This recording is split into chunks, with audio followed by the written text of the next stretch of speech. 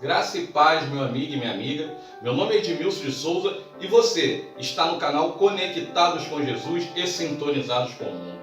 No vídeo de hoje, vamos falar sobre um momento em que Pedro nega Jesus 3 vezes. Você sabe o motivo que Pedro negou Jesus? Particularmente, quando eu estava preparando este vídeo, essa passagem falou muito ao meu coração e tenho certeza que vai falar também ao seu coração. Fique comigo até o final deste vídeo que te contaremos tudo. Mas antes de começarmos o vídeo, vou pedir que você nos abençoe com o seu like. E se você ainda não for inscrito aqui no canal, se inscreva.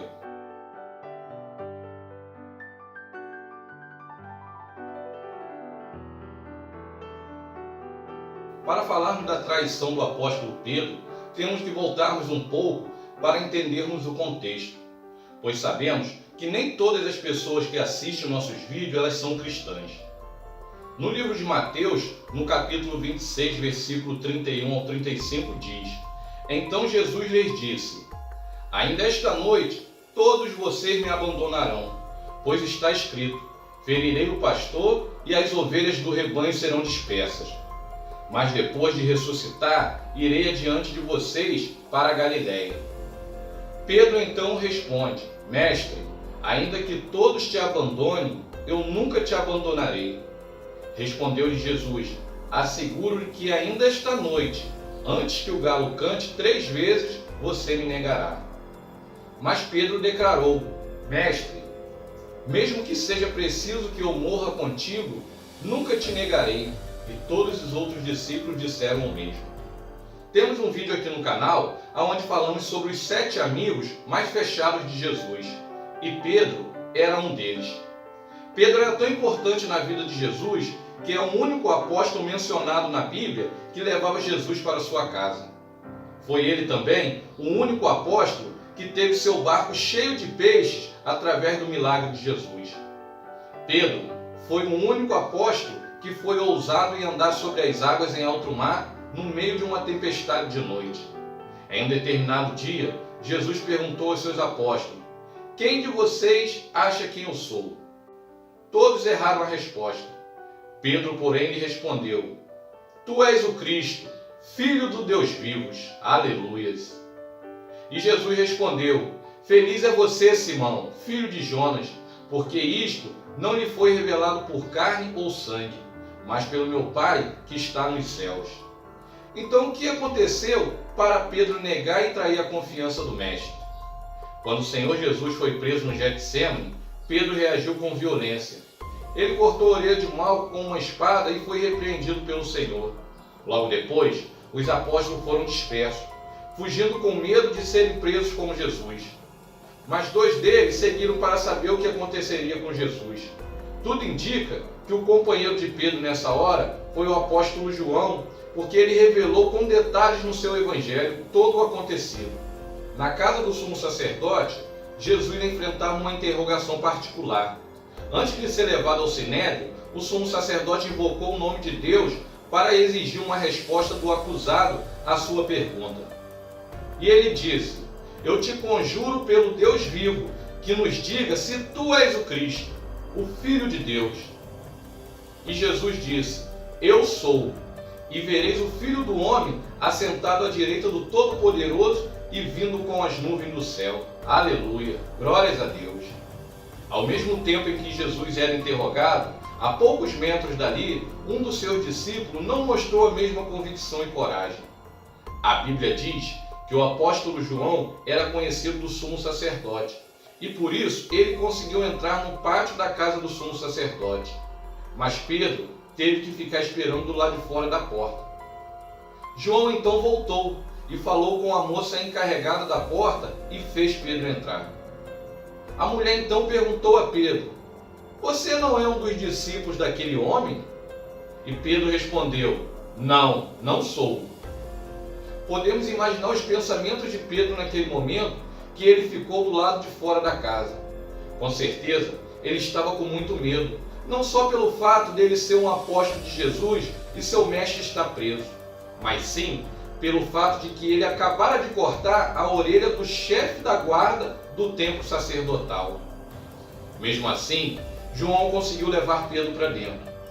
não sabemos qual foi o motivo do afastamento desses dois apóstolos, mas após Pedro adentrar a porta, sabemos que Pedro ficou só perto dos guardas e dos servos daquela casa. Fazia muito frio. Os servos e os guardas, eles estavam ao redor de uma fogueira que haviam feito para se aquecerem. E Pedro estava se aquecendo junto com eles. Olha o que a Bíblia nos diz no livro de Mateus. Pedro saiu em direção à porta, onde outra criada o viu e o denunciou a todos que ali estavam. Este homem estava com Jesus o Nazareno. E Pedro, jurando, negou outra vez e disse: Não conheço esse homem. Pouco tempo depois, os que estavam ali chegaram a Pedro e o acusaram com toda certeza. Você é um deles. O seu modo de falar o denuncia. Pedro então começou a jurar e se amaldiçoar, se caso ele não estivesse dizendo a verdade. Não conheço esse homem. E imediatamente o galo cantou. Então Pedro se lembrou das palavras de Jesus que tinha dito: Antes que o galo cante, você me negará 3 vezes. E saindo dali, Pedro chorou amargamente. Se olharmos a história de Jesus com Pedro, e se olharmos a história de Jesus com os demais discípulos, nunca imaginaríamos que Pedro negaria Jesus. Talvez nós pudéssemos esperar essa atitude do incrédulo Tomé, do irreverente André, irmão de Pedro, ou do exigente Natanael, ou até mesmo do dissimulado Judas. Pelo contexto da história, antes dessa passagem, se eu te perguntasse quem negou Jesus 3 vezes, dificilmente você falaria Pedro, pelas coisas que ele viveu com Jesus. Pedro negou Jesus 3 vezes. Será que os motivos de Pedro ter negado Cristo não são os mesmos motivos que eu e você usamos para negar Cristo ainda hoje? Quantas vezes eu e você se acovardamos e se amedrontamos? Não expressivamente como Pedro fez há 2000 anos atrás, mas trazendo para o nosso dia a dia, quantas vezes em nosso trabalho, na nossa roda de amigos, na faculdade, dentro da nossa própria casa, ou aonde quer que seja, nós temos vergonha de dizer quem nós somos. Você muda muitas vezes o seu vocabulário, como Pedro mudou para não ser identificado. Quantas vezes nós negamos Jesus? No livro de Lucas é acrescentado um fato muito importante.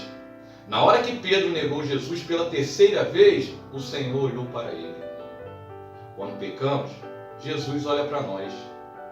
Podemos esconder os nossos pecados de outras pessoas. Podemos até enganar nós mesmos, achando algum raciocínio para justificar os nossos próprios pecados. Mas jamais esconderemos o nosso pecado de Deus. Ele vê tudo e Ele julgará todos nós. O que Pedro viu quando ele olhou para Jesus? Será que Pedro sentiu a rejeição de Jesus por ele ter lhe negado? Ou será que Pedro viu a repreensão e a condenação por sua atitude pecaminosa na hora da provação? Se persistirmos no pecado, precisamos sentir a repreensão e até a rejeição. Mas o pecador arrependido encontra na pessoa de Jesus a vontade de perdoar e reconciliar-se. Jesus nos ama e quer nos salvar eternamente, mas é essencial enxergar a compaixão e o amor no olhar dele. É muito importante você saber as suas limitações. Quem é você? Os perigos em determinados lugares ou em certas atividades que devemos ficar longe. Queria aqui chamar a sua atenção para você ver essa história de uma outra maneira, pois infelizmente nós só olhamos para o lado ruim. E qual o lado ruim? Pedro negou Jesus. Voltamos ao contexto dessa história. Na hora que Jesus foi preso no Getsemane, Pedro foi o único a manifestar uma defesa para com ele. Mesmo depois de atentar contra a vida do chefe da guarda sacerdotal, Pedro teve a coragem de entrar na casa do sumo sacerdote. Naquele momento, Pedro ignorou tudo e todos. Ele só queria ficar perto de Jesus. Quando a criada perguntou: "Você estava com ele?", Pedro poderia ter dito outra coisa? Sim, poderia. Poderia ter ficado calado. Poderia ter saído de perto daquela mulher. Mas Pedro, ele queria só uma coisa: ficar perto de Jesus. Ele não podia ficar perto como gostaria, porque Jesus estava preso e as pessoas estavam procurando seus discípulos. Aquela situação de Pedro, ela era tão difícil e complicada que todos os apoiadores de Jesus tinham ido embora. Hoje, nos parece covardia o ato da negação de Pedro, não parece? Mas não é. Se tinha alguém entre todos os discípulos capaz de puxar uma arma para defender Jesus, esse alguém era Pedro. Mas Pedro era limitado. Imagino eu que quando Pedro entrou na casa do sumo sacerdote, ele concentrou as suas atenções em Jesus. E quando aquela mulher lhe questiona, ele responde curto e grosso, tipo quando não queremos conversar com outra pessoa. Não conheço. O pensamento de Pedro naquele momento não era conversar com ninguém, mas sim ficar olhando de longe e não perder Jesus de vista. Uma outra criada se aproxima e Pedro nem nota. E esta lhe pergunta, meio às outras pessoas, o denunciando. Realmente, você é o que estava com ele. Vamos a um raciocínio lógico agora. Se Pedro assumisse, com certeza naquele momento, ele teria sua morte decretada também. Pedro então responde, eu não sei. Em outro momento, ele é questionado de novo. E dessa vez, o questionamento é mais profundo e significativo, pois ele não fala apenas de uma aparência. Veja que as duas primeiras acusadoras, elas falam da aparência de Pedro. Ou seja, eu já vi ele. Mas a terceira acusação, ela é mais séria, pois ela tem a ver com a postura que Pedro tomou, ou seja, da maneira como ele fala. Meu amigo e minha amiga que está vendo este vídeo agora, a sua maneira de falar e a sua postura denunciam quem você é. O que aquela terceira pessoa, ela queria dizer a Pedro, a mim e a você, é que aqueles que se encontram com Jesus e andam com Jesus não são mais as mesmas pessoas. Sabemos que depois Pedro reconciliou-se com Jesus e se tornou um grande presbítero e um pilar da igreja. Mesmo os mais dedicados servos de Deus, eles erram e precisam da compaixão e do amor de Jesus. O pecado de Pedro na noite do julgamento de Jesus foi muito grave, mas não imperdoável. Ele recorreu à graça e à misericórdia do Senhor. Quando uma pessoa boa tropeça e peca, a consciência dela acusa. Ela lembra das palavras do Senhor e procura reconciliar-se com o seu mestre. Mas atenção, quando a consciência do pecador não o acusa, há algo muito errado. Ou a consciência ela não foi treinada pela palavra de Deus, ou já foi cauterizada pelos costumes pecaminosos daquela pessoa. Uma das coisas mais assustadoras na vida do servo de Deus é poder pecar contra Deus sem sentir nada. A consciência inútil é sintoma de enfermidade ou até mesmo de morte espiritual. Até aqui nos ajudou o Senhor. Glórias a Deus. Seja um colaborador, se inscreva em nosso canal e compartilhe esse canal, pois tem sido bênção na vida de muitas pessoas. Que o Senhor te abençoe e te guarde. Que o Senhor faça resplandecer o seu rosto sobre ti e tenha misericórdia de ti. Que o Senhor levante sobre ti o teu rosto e te dê a paz. Até o próximo vídeo e que Deus te abençoe.